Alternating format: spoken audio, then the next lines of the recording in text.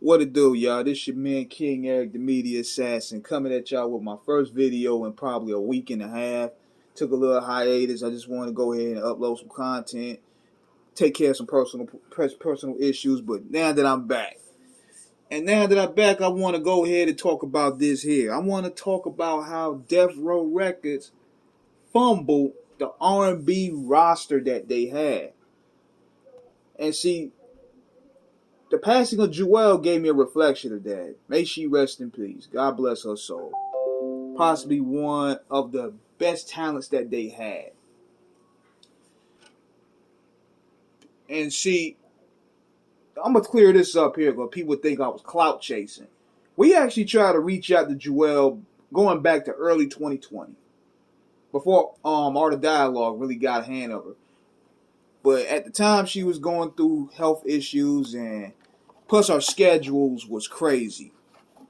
And on top of that, the pandemic was going off. So we had a lot of booking going on, but we always kept that invitation open. We were trying to reach out to her for about two years.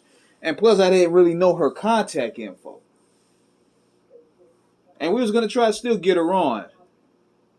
But eventually she passed away. And she was such a promising talent. She was a sweet soul, you could tell. But going back to that Death Row roster, man, I mean, even though they had the rap side on lock with Tupac and Snoop and the Dogg Pound, that R&B, they could have been the best to counteract Bad Boy. Because one thing about Bad Boy, they was kicking ass with that R&B market. If Suge would have really focused on that, Death Row would have had a longer reign on top. Like they should have, and people would say, man, it wouldn't really work. It will work. Danny Boy's first song that I ever heard, Come When I Call, was sick. He was 16, 17 years old, sound like a grown man. Jewel, Nate Dogg. Then they brought Michelle A. You telling me you couldn't get no good albums out of them? All four of them sung in the church. So you're going to get that soulful feeling, and they had the producers at that time that was going to give them that. I would have had Dre and Quick work with Jewel. I had Daz and Dre work with Nate Dogg. Danny Boy get to work with DJ Quick and Devontae Swing. Michelle A, she can work. Michelle A is dope too.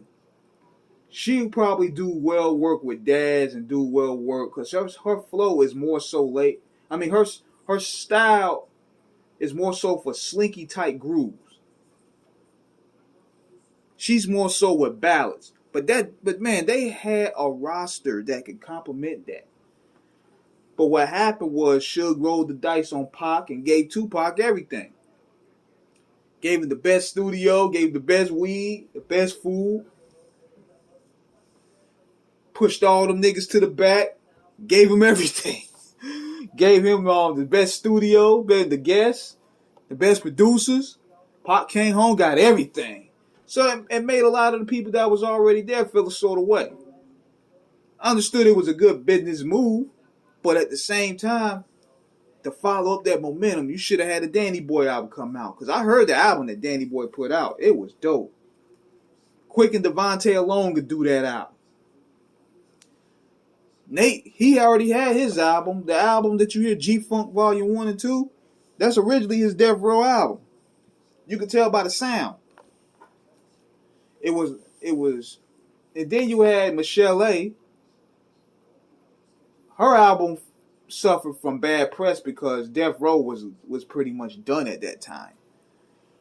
But man, you listen to those unreleased cuts from those four. Jewel, Danny Boy, Nate Dogg, and Michelle A. You tell me they couldn't carry the R&B load. They really could have. And then you had Tupac going 6-7 platinum. Then you follow that up with Snoop Dogg dropping the Dogg Father. Death Row would have still had it on MASH for at least another 3 years if they would have kept the wild fuckery down and just focused on the music. Because they had the talent. But with every empire comes egos, money issues, bravado, all that stuff came to play. And mix the fact that all these guys were young, they were in their 20s, you have a combustion. So definitely check out that unreleased material, man. That Death Row R&B roster was nasty. So let me know what you guys think in the comments. King Eric signing out. Holla.